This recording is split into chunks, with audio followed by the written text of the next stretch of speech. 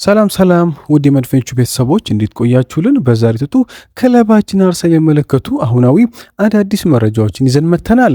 አብራችሁን ቆዩ ውድ ቤተሰቦች። እንደተለመደው ለቻናሉ አዲስ ከሆናችሁ በቅድሚያ ቻናሉን ሰብስክራይብ በማድረግ ቤተሰብ ሁኑን። አሁን ወደ ዕለቱ መረጃዎች አለፍን። አብራችሁን ቆዩ። አርሰናል ቪኒሲየስ ጁኒየርን የማስፈረም ጥረቱ ካልተሳካ በአውሮፓ ካሉ ሁለት ምርጥ የክንፍ ተጫዋቾች ጋር ስሙ ይያያዛልም ተባለ። አርሰናል ቪኒሲየስ ጁኒየርን ለማስፈረም ያድርገው ጥረት የዚህ ክረምት ትልቅ የዝውውር ዜና ሊሆን ይችላል። ነገር ግን ክለቡ የሚፈልገው ትልቅ ስም ያለው ተጫዋች ቪኒሲየስ ጁኒየር ብቻ አይደለም ተብሏል። ቪኒሲየስ በኤምሬትስ ዋና የዝውውር ኢላማ ሆኖ ብቅ ያለ ሲሆን ዘገባዎች እንደሚያመለክቱት ከሆነ እሱን ለማስፈረም የሚደረገው እንቅስቃሴ ሚኬል አርቴታን ጨምሮ በክለቡ ውስጥ ባሉ ሁሉም ሰዎች ሙሉ ድጋፍ አግኝተዋልም ተብሏል። ነገር ግን አርሰናል ዝውውሩን ያሳካሉ የሚለው ወደፊት የሚታይም ይሆናል። የቪኒሲየስ ዝውውር ከተሳካ ለአርሰናል ብቻ ሲሆን ለአውሮፓ እግር ኳስ በአጠቃላይ ትልቅ ዜና እንደሚሆን አይቀሬም ነው። ሆኖም ዝውውሩ ካልተሳካ መድፈኞቹ በአውሮፓ ከሚገኙ ሌሎች ሁለት ከፍተኛ ክንፍ ተጫዋቾች ላይ አይናቸውን ጥለዋልም ተብሏል። አርሰናል አሁን ላይ ጀማል ሙሲያላና ክቪቻ ክቫራትስኬሊያ እየተመለከተም ይገኛልም ተብሏል። አርሰናል አዲስ የክንፍ ተጫዋች በሚፈልግበት በዚህ ክረምት በከፍተኛ ደረጃ ክበብ ውስጥ ገብቶ እየተንቀሳቀሰም ይገኛል። ሊፈርሙ ከሚችሉ ተጫዋቾች መካከል ቪኒሲየስ ጁኒየር ዋነኛው ቢሆንም ታዋቂው የዝውውር መረጃ አምጪ ቲም ኒውስ ኤንድ ቲክስ እንዳለው ከሆነ ጀማል ሙሲያላ ምናልባትም ክቪቻ በዚህ ክረምት ከአርሰናል ጋር ስማቸው በሰፊው ሊያያዝም ይችላልም ብለዋል። ይህ የዜና ምንጭ እንዲህ ሲል በትዊተር ገጹ ላይ ያስነብባል። አርሰናል በቪኒሲየስ ላይ ያለው ፍላጎት ከጥር ጀምሮ እንደነበረ አውቃለሁ። በጥር አርሰናል በጣም ከምርጥ ከሚባሉት መካከል ከፍተኛ ብቃት ያላቸው ተጫዋች ይመለከት ነበር። እኔ ሰማችሁ ሶስቱ ተጫዋች ክቪቻ፣ ጀማል ሙሲያላና ቪኒሲየስ ነበሩ ሲል ይፋ አድርጓል። ነገሩም ከቀላል ፍላጎት በላይ ለረጅም ጊዜ ሲጠና የቆየም ነገር ነው ብሏል። እሱ ለመምጣት ፈቃደኛ ነው ማን ያውቃል። ነገርም ምንም አይነት ፍንጭ ባይኖር ኖሮ አርሰናል ይህ ዜና እንዲወጣ ይፈቅዳል ብዬ አላስብም ሲል ይናገራል። አርሰናል ሰዎች ከሚሰጡ ግምት በላይ የመግዛት እድል ያለው ይመስላል። ሪያል ማድሪድ የኮንትራት ጥያቄያቸውን የሚያሻሽሉ አይመስልም። ደሞዝ ለማስጨመር እንደ ምክንያት መጠቀሚያ ቢሆን ደግሞ አርሰናል ለመጨረሻ ደረጃ የሚጠቀሙበት ክለብ ነው። እንደ ሲቲ፣ ፒኤስጂ ወይም ባየር ሙኒክን መጠቀም ይችሉ ነበር። ነገርም የአርሰናል ፍላጎት ትክክለኛ ስለሆነ አሁን ላይ የቪኒሲየስ ጁኒየር ማረፊያ ምናልባትም አርሰናል ይሆናል ብለዋል። ቡካዮ ሳካና ዴክላን ራይስ በጊዜ ወደ አርሰናል ላይ መለሱ ይችላሉ ተባለ። ቡካዮ ሳካና ራይስ በእረፍትና ማገገሚያዎች ምክንያት የውድድር ዘመኑ የመጀመሪያ ጨዋታ ላይ ላይሰለፉ ይችላልም ተብሏል። ነገር ግን ከዚያ በላይ ለረጅም ጊዜም ከሜዳ ይርቃሉ ተብሎ አይጠበቅም ተብለዋል። በየካቲት ወር ኦዴጋርድ በዚህ ክረምት ይሸጣል ተብሎ የታሰበ የነበረ ቢሆንም አሁን ባለ ሁኔታ ከባየር ሙኒክ ትልቅ የገንዘብ ጥያቄ ካልቀረ በስተቀር በአርሰናል የመቆየት እድሉ በጣም ከፍተኛም ነው ተብሏል።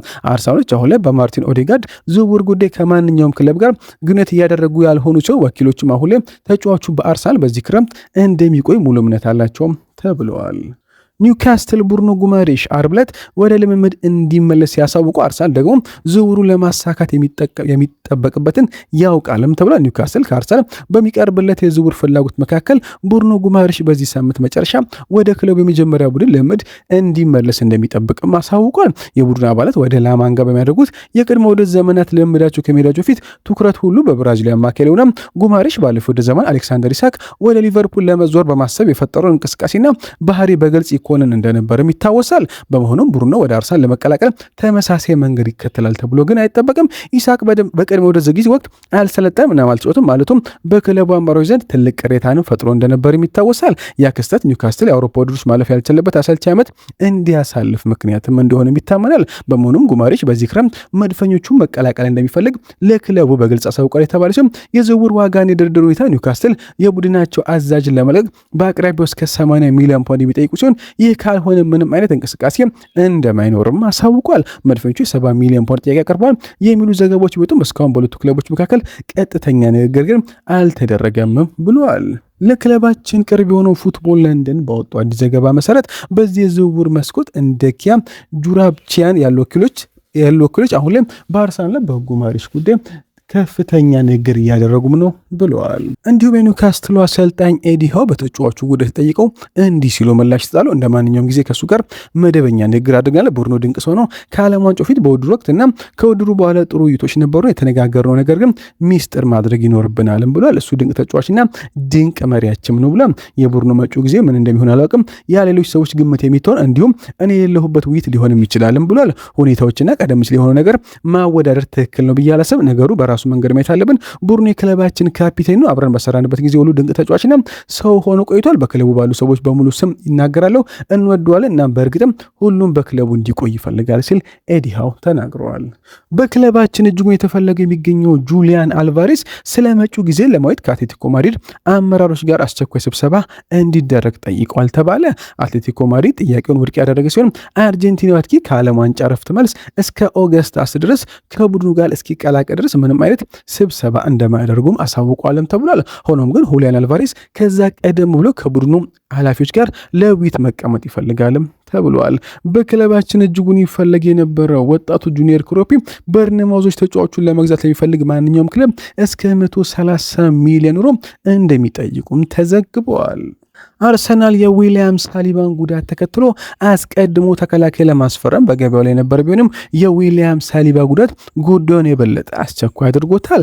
አርሰናል በሴሪኤ በኮሞ ጮቶን የ21 ዓመቱን ተከላካይ ያኮቦ ራሞንም በቅርበት መከታተሉን ቀጥሏልም ተብሏል። ሪያል ማድሪድ የተጫዋቹን 50% የመሸጥ መብትና የመልሶ መግዣ ውል ስላለው ዝውውሩ ሊያወሳስቡ ይችላል የተባለ ሲሆን ቼልሲም ተጫዋቹን ለማስፈረም አሁን ላይ ትልቅ ፍላጎት አሳይቷልም ተብሏል። አርሰናል ባለፉት ጊዜያት ስለ ተጫዋቹን ለመጠየቅ ከወኪሎች ጋር ቀጥታ ግንኙነት አድርጓልም ተብሏል። የጋብሪኤል ማርቲኔሊና የሮማ ፍላጎት የአርሰናል አቋም አሁን ላይ ግልጽ ነው ተባለ። ተገቢውን ዋጋ ጥያቄ ካቀረበ አርሰናል ጋብሪኤል ማርቲኔሊ ለመሸጥ ፈቃደኛም ነው ተብሏል። ማርቲኔሊ በወኪሎቹ በኩል ለጣሊያኑ ክለብ ሮማ ቀርቧል ተብሏል። ሮማዎች ክሪስቶስ ሰመርቪልን ለማስፈረም ያደረጉት ጥረት ካልተሳካ በኋላ የክለባችን የመስመር አጥቂ ማርቲኔሊ እንደ አማራጭ ይዘውታልም ተብሏል። ሆኖም የተጫዋቹ ከፍተኛ ደሞዝ ለጣሊያኑ ክለብ የደሞዝ ስታንዳርድ አቅም በላይ በመሆኑ ትልቅ እንቅፋትም ይሆናልም ተብሏል። ከቀናት በፊት ከሳውዲ የሚቀርብ ፍላጎት ሊመልስ ይችላል የተባለው ማርቲኔሊ ቀደም ሲል ወደዚያ የመሄድ ፍላጎት አልነበረ። አሁን ግን አቋሙን ቀይሮ እንደሆነ የታወቀ ነገር የለም ተብሏል። ሆኖም ግን የሳውዲው ክለብ አልናስር አሁንም ጋብሪኤል ማርቲኔሊ ለማስፈረም ትልቅ ፍላጎት እንዳለው ታውቋል። አለም ፓርዲዮ ስለ ማክስ ዶማን አስተያየት ሰጠ። የማክስ ዶማን ሚና የሚስ ቢሆንም እኔ አሰልጣኙ ቢሆን በውድድር ዘመኑ 30 ጨዋታዎችን እንዲጫወት ግብ አስቀምጥለት ነበር፣ ነገርም እሱ ገና 17 ዓመት ልጅ በመሆኑ አሁንም ገናም ነው ብሏል።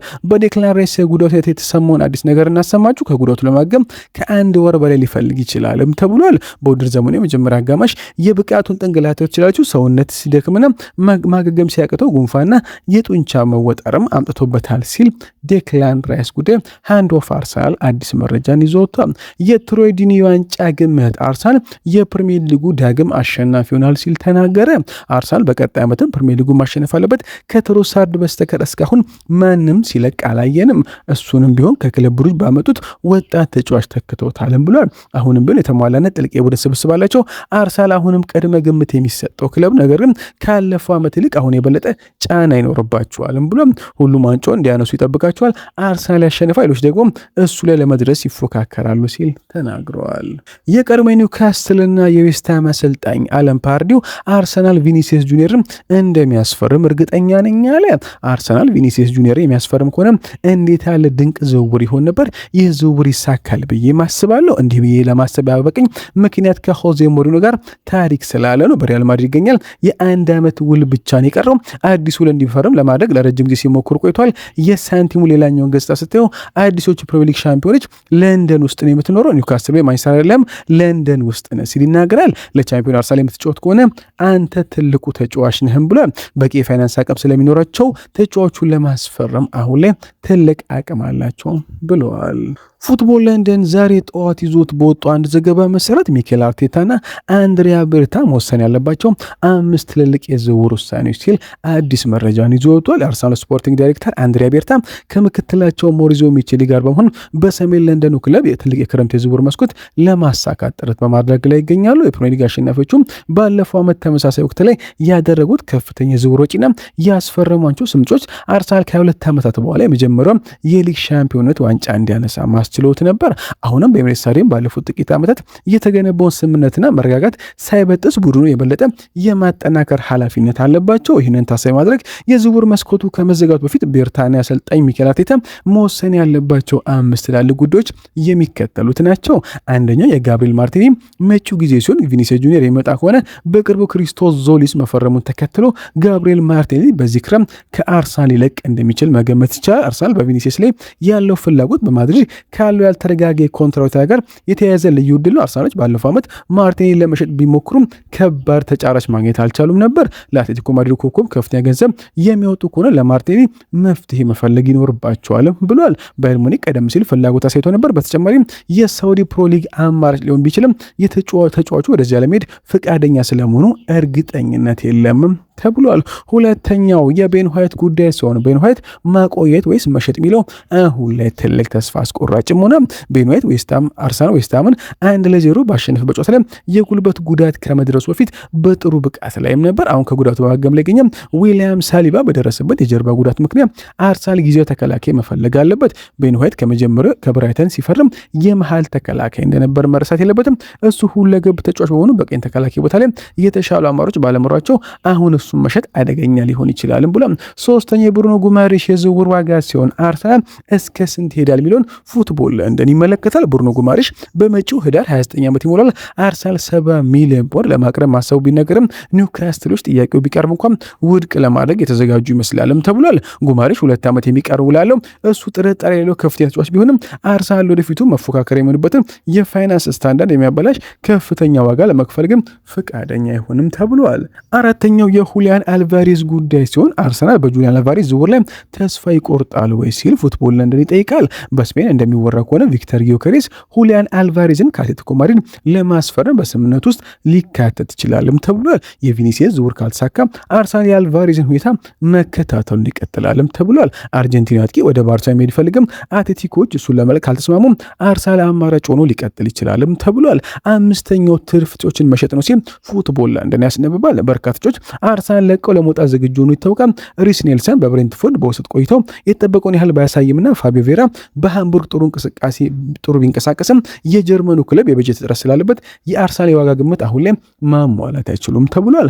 አርሰናል ተጫዋቾችን ዝቅተኛ በሆነ ዋጋ ወይም በነፃ ከመልቀቅ ይልቅ ተገቢውን የገንዘብ መጠን ማግኘት እንዳለበት ከቀደሙት ሰዎች መማር ይኖርበታል ሲል ፉትቦል ለንደን በ5 ርዕሶች ላይ አዲስ መረጃን ይዞ ወጥቷል። ሰላም ውድ ቤተሰቦች፣ ለዛሬ በቆይታ በዚያ በቃ። መልካም ቀን። ቻናሉ ሰብስክራይብ ማድረግ አይረሳ። እንወዳችኋለን።